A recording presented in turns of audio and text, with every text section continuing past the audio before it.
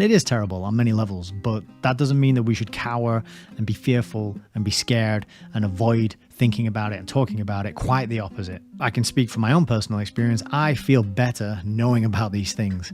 I feel much more empowered because I can actually look around at the things that are happening and say, oh, I understand why that's happening. I get it. It makes sense. I don't have as many questions surrounding things. So today I was in Manchester city centre here in the UK.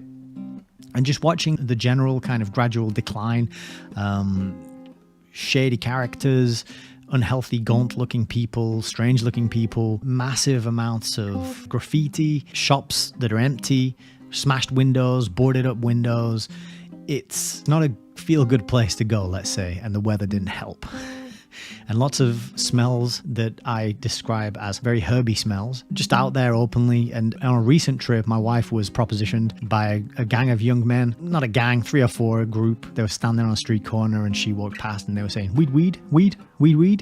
So that was just openly in the street in the city centre. Now I can look around and see this sort of cultural decay, and I can at least be able to explain and have a narrative as to why that is happening and what's going on. I feel empowered by that because it means I can talk to other people and teach other people and raise that awareness and get the message across to other people who maybe aren't paying attention to it or pretend it's not happening and immerse themselves in their Netflix world. Recently, in fact, we've had a big distraction. We've had a big selection going on here. I have no idea what happened or the outcome or anything. I'm not plugged into any mainstream news sources. I might get a bit of an update about that when I go around visiting family over the weekend. But at the moment, I have no idea what's going on.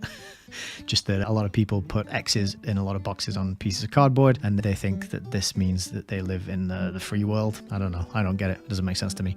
But let's get on with the show.